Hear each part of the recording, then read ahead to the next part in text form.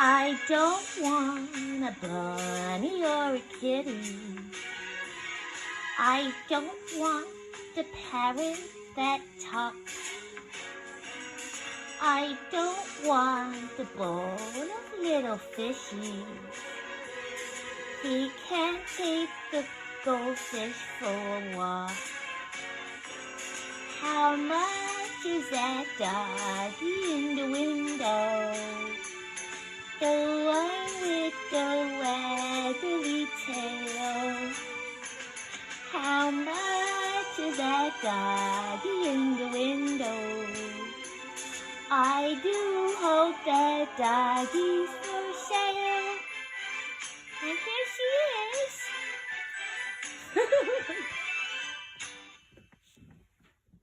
Hi guys, welcome. As you can see from the intro, we have a new member to our family, Sadie Ann. Well, we call her Sadie. I just added the Ann because, you know, Annie Mae Bullock and all that kind of good stuff. But anyway,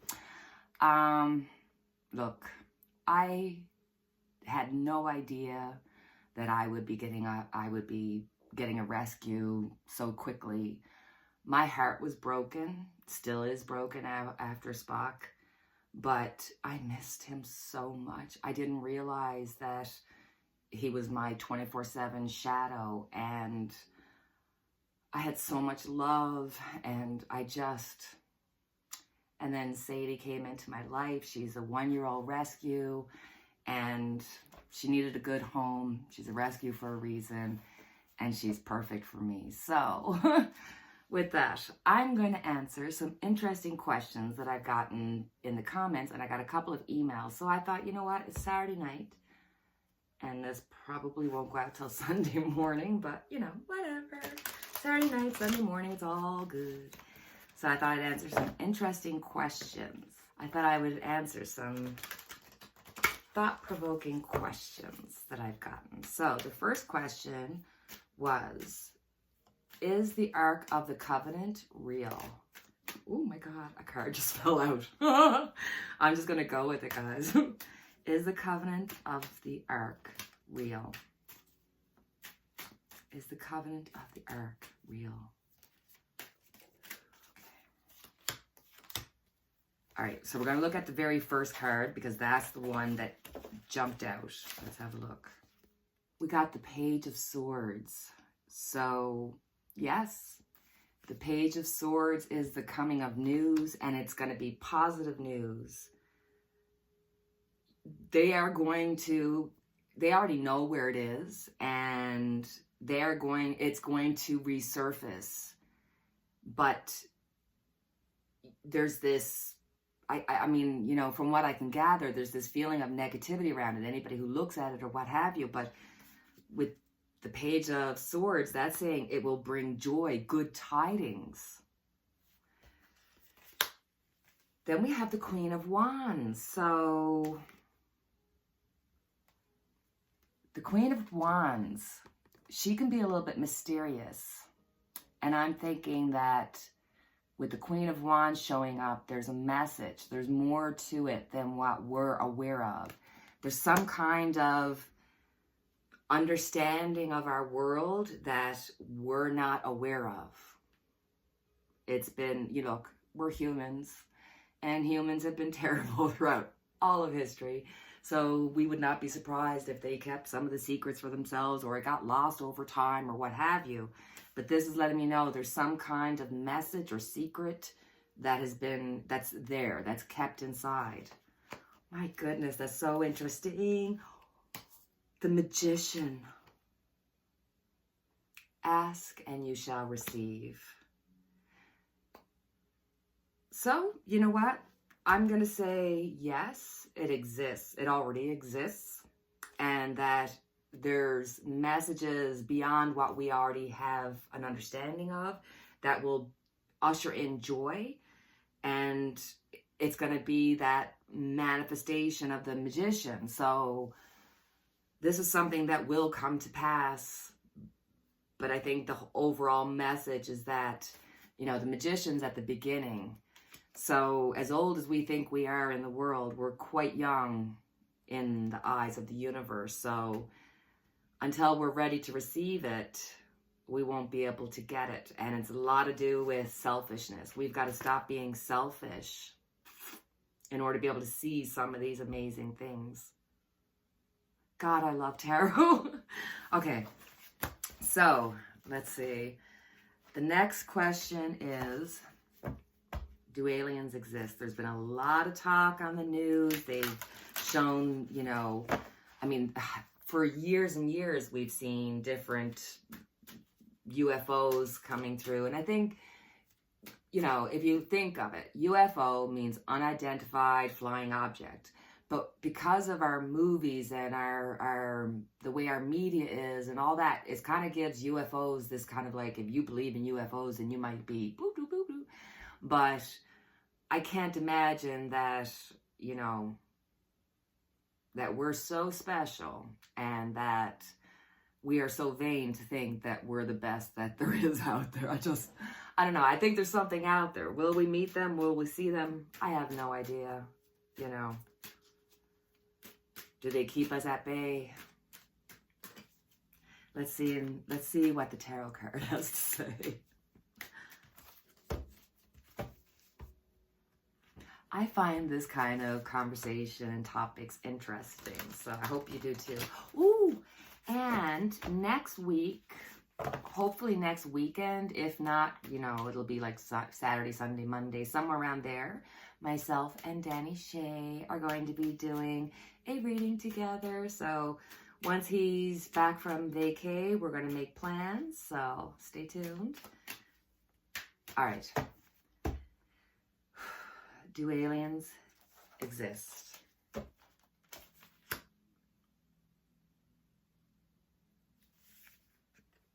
Knight of Pentacles. Huh? I mean, this is the card that I would be saying, hello, there's going to be an offer to you, there's going to be a connection, there's going to be a meeting. Yeah, aliens exist. Now, the Knight of Pentacles, on a spiritual level, this would mean in the stillness, in the quiet, you will receive your answers. So aliens do exist. I don't know that they're in human form the way that we are, or in the form that we have been fed through the media and through movies and things of that nature, but they exist. That's for certain. Okay, so we got the Eight of Pentacles. So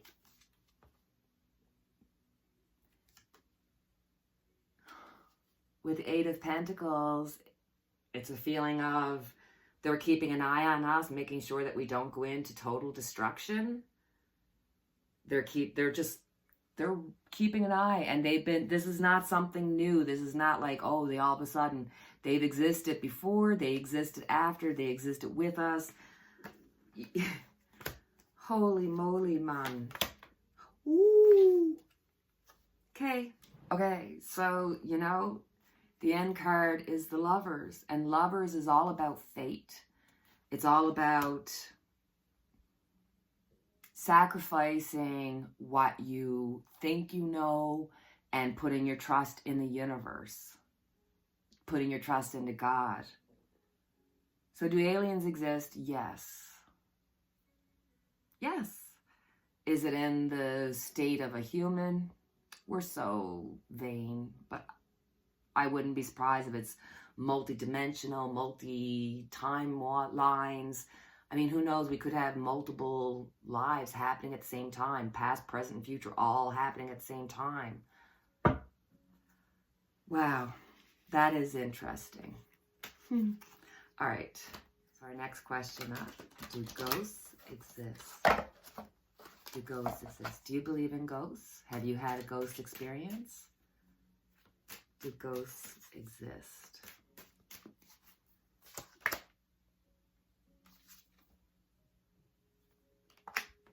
What? Okay.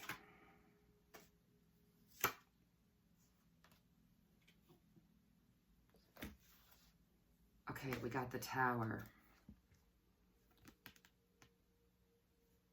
Do ghosts exist? Tower, Chariot, and the Four of Wands.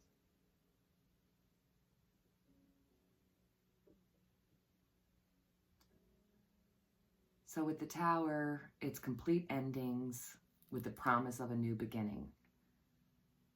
So no, they don't exist because there's total destruction of the human. And we go into the soul. We go into the spiritual. We've got the Chariot showing that all paths lead to the one place.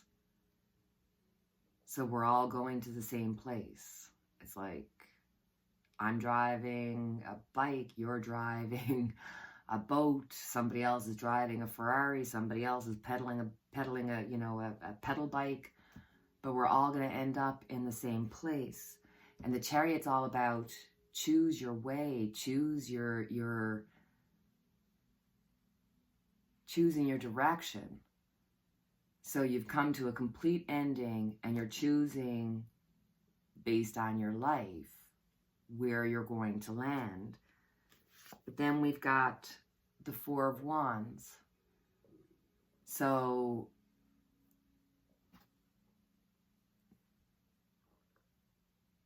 the universe knows what it's doing. That when at the end of our lives, we're given the promise of forever. We're given the joys and the peace that this life is not for nothing. It is for a purpose, and it's for a greater purpose. And that at the end of it, no matter how scary death sounds like, it brings peace, it brings happiness, and the universe got your back and knows exactly what it's doing. This is the cycle of life, death, rebirth, and joy.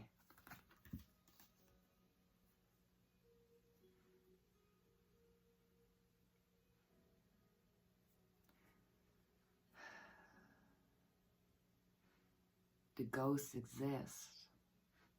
That's a really hard, because when you look at the Four of Wands,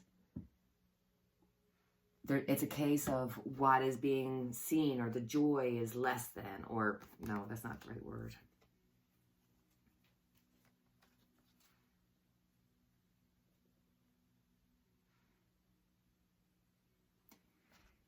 If you look at the Four of Wands, you can see that the wands are really up close and the people are further back. So I just think this is the veil. This is the veil between life and death. And that while we're on this earth, we put a vibration and we put our story there. And that's why so many people can vibrate into it. Or you go somewhere and you're like, ooh, you get a negative feeling. It's not because most people don't see ghosts. It's because the feeling of life, or how life was, becomes ingrained into the physicality. It's like trees having the soul of decades and generations, there's so much more to it than what we could ever understand. So do ghosts exist? Yes, but not in the TV land or the,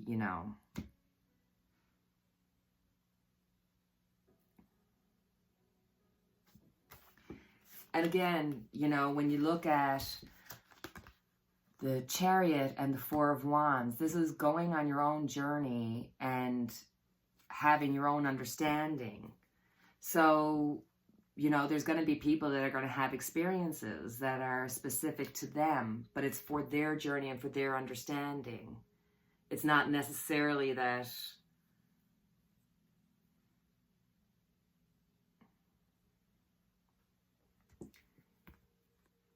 because with the Four of Wands there, it shows that the universe and God knows what they're doing. So like everything else, there's going to be people who are going to experience things in this life that others don't. And maybe it'll seem, you'll want to disprove it, or you'll think, no, there's no way you saw a ghost. You can't tell what another person sees.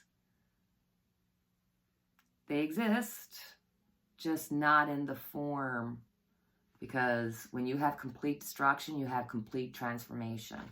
We're all going the same way, and it's going to be, it's about being behind. This is the physical world that still exists even when you go past. So the finger, the imprint is there. So the Tower, complete destruction, new beginning. Chariot, choosing your direction, choosing to be alive. Alive. And the Four of Wands, the universe knows what it's doing. Oh. Very interesting. I mean, the truth is that, if somebody has a tragic death, there's people, sensitive people, that can pick up and say, something not so nice happens here. They don't necessarily have to see a ghost, because it's all about vibration, the energy that's left. Interesting. All right. So for our final question, this is one that I decided to do because I was thinking about it with Michael Jackson. So I need to kind of do like a non-full disclosure about my opinion about Michael Jackson. I grew up in the 80s. I grew up when Michael Jackson hit the road running, and I was the hugest fan. I had Michael Jackson books, Michael Jackson pictures. I had his albums. I mean, I was so in love with him. And then he had vitiligo, which is the exact same thing that I have. That's why my hair is white and I'm so pale all the time. But I remember growing up, when you're a teenager and they're making fun of Michael Jackson because of vitiligo, well, then you internalize that and you feel bad about yourself, and then you feel bad about him. And to be honest, I couldn't handle it. So I just kind of cut him out, because once I started hearing, all the bad tales, it was like, oh, I just can't deal with this. I just didn't want to hear about it. I didn't want to deal with it. Then Michael Jackson died. And I remember exactly where I was when we found out Michael Jackson had passed away, because I had my 3 boys in the truck. We were going to the pond to go swimming. And when the news came on, I had to stop the car, I had to stop the truck, because I started to bawl. Because I hadn't thought about him. Like, I just couldn't. I just had to cut it out. I don't know. I just didn't want to deal with it. And then my boys are in the car and I'm bawling. And now, I mean, I'd shared my love of Michael Jackson, Thriller, and all that kind of stuff. And I can tell you, just so I can be completely honest, I did a reading back then about whether or not he was guilty, because I felt really confused about having this icon in my life when I was young, and then I felt bad because people made fun of him for the same thing that I had. And then, so I will tell you at the end. No, I should just tell you now. No, I'll wait till the end. Let's see how this reading goes, because if it's the same, I'll tell you, and if it's different, then I'll tell you that too. All right, I had to change out. Seeing that I got the gear, I thought maybe this will help increase my reading. Okay, so let's do a reading on Mr. Michael Jackson. I'm sure everybody knows who he is from the huge Thriller. I mean, he wasn't just a local yokel. He wasn't just part of the Jackson 5. He wasn't an American-Canadian sensation. He was a worldwide sensation. He was huge. So let's have a look. I'm just going to ask some specific questions because I have specific things I want to know. So let's just get to asking then.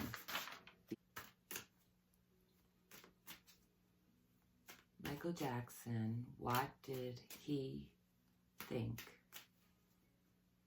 Okay, so we're going to do the reading on Michael. How did Michael Jackson feel about children? Did he molest them? Did he not do it? What was his feeling? Is he guilty or not guilty of molestation of children? Because it's hard, you know, when you look at the one side, you're thinking, oh, flipped cars. He didn't have a childhood. He was, you know, a worldwide superstar. He couldn't have had a normal life. But then it's not normal for a 40-year-old to have their children in a bed. And I can guarantee you there's no chance in hell anybody would get in the bed with my kids. So I really don't understand the parent part, because I'm like a mama bear when it comes to my kids. Like, I'll let you walk over me, but my kids, So I don't understand the parents' point of view. I just don't. I can't. I just can't. So, Michael, I just want to know, did you or didn't you do it? How do you feel about the children? Are you innocent or are you guilty?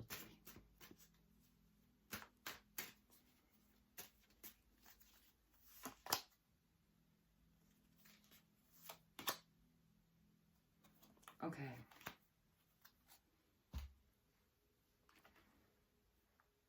So we have the Six of Cups, childhood, nostalgia.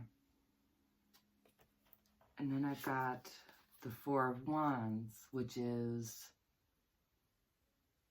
as a feeling, it can feel like you have to make yourself smaller. It's almost like you have a victim mentality. You know, with the Six of Cups, there's a feeling of, you know, when you see him playing with the 9-year-old boys, he is a 9-year-old boy. He desperately wanted his childhood, and he wanted the security of home, but he was small. Again, the wands are big, the people are small. So I don't think that this was a case of him doing something negative. I think he had some kind of mental issue. He might have had, because of the trauma, because of all the big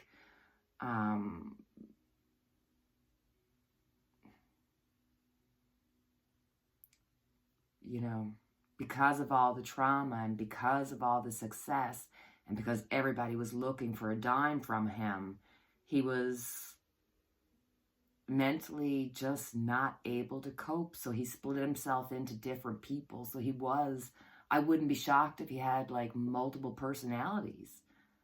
But this is not the devil. This is not the tower. This is somebody who desperately wanted and needed to be a kid and made themselves small. I believe that he truly, when you see him hanging out with the 9-year-olds and he's playing like a 9-year-old, it's because that's what he actually is. I really think, because this goes along with what I did, like that reading I had done years ago, and it was sort of the reason why I did the reading so many years ago. And I just feel like I have to tell you, because I wanted to introduce Michael Jackson music to my kids, and I was feeling all kerfuffled, like how could I introduce something that if I know that he was a pedophile, and so there's just so much information out there that I had to kind of just go my own way and try to, you know, figure it out for myself so I could feel comfortable. I mean, that's all you can do is make your best decision, you know what I'm saying? So let's look and see, because I want to know, because of the Leaving Neverland, I want to see, what did Wade Robson think of Michael Jackson, and what did Safechuck, what was Safechuck's name? James Safechuck. What did they think of Michael Jackson? So let's start off with Wade Robson. He's the one that was in the videos. He knew Michael for a long time. He dated Michael Jackson's niece for the longest time. So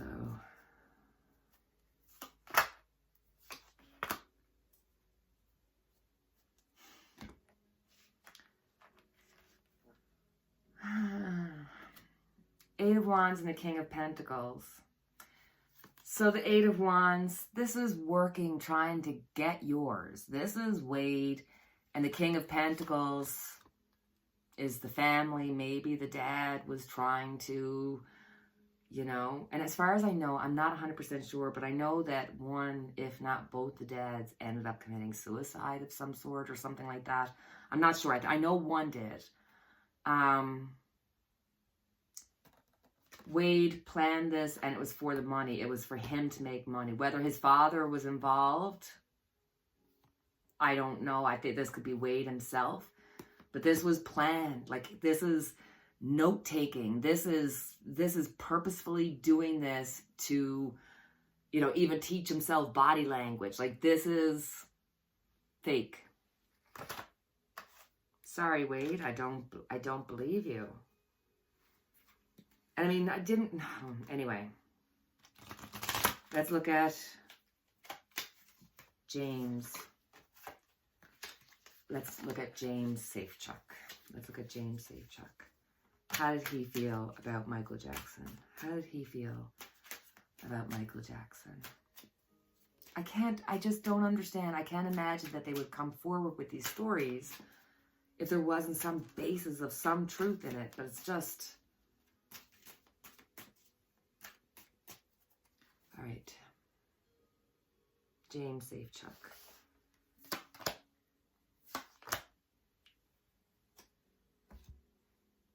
Okay. We got the Emperor and the Three of Pentacles. Three of Pentacles. Anytime I see the Three of Pentacles, I see dark money. This is money being made not through proper channels. And here's the Emperor. This one I see, I think it was just the mothers, so I could be wrong. No. See, I'm not 100% sure because I don't really recall the fathers being overly involved in either one of their lives, but the father is here, and the plan, dark money, dark deeds. I just want to check something. Was James Safechuck, was he abused by his father? And that's why he's so believable, because he actually was sexually abused, because he looked, like when I watched the video with Wade, I mean, you can kind of see like he's, but with Safechuck, I really had a feeling like he was coming from some truth. So was Wade abused, but maybe like by his father, or by a family member, or by somebody else?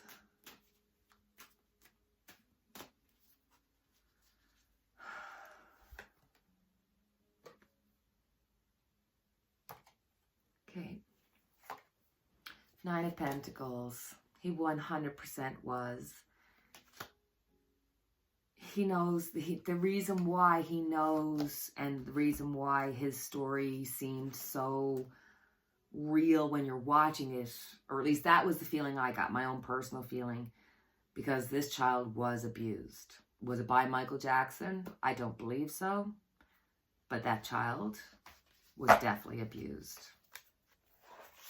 Oh, I feel kind of depressed now. I was enjoying the beginning of the reading, but now I've done the Michael Jackson one. I feel kind of sad. I want to know, how did Michael Jackson feel about his life? How did he feel about his death? And what advice can we get from him? What advice would he give us for those who are still left living? So, how did he feel about his life? The High Priestess. The High Priestess is trying to live true to yourself, trying to live, but also having the understanding that things don't always work out the way that you want. There's forces outside of you that are going to affect your life. So when he looks back at his life, it's not what he thought it was going to be. It didn't go according to plan. The Page of Wands, for how does he feel about his death?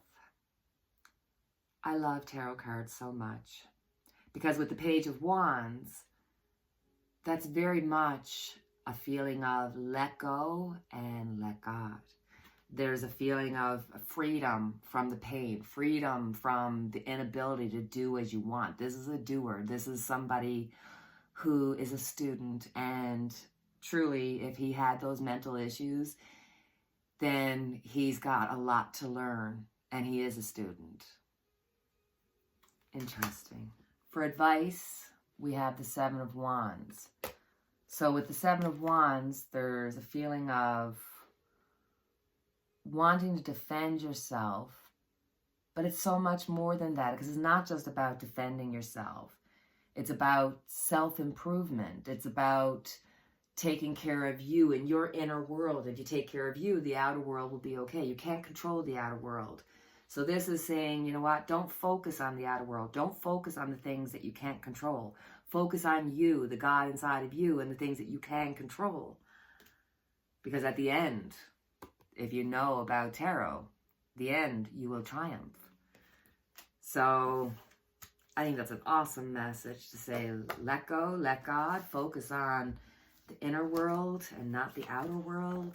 The second or third reading I've done on him, and it's been pretty consistent. So to my way of thinking through the tarot, he was an innocent, mentally challenged soul.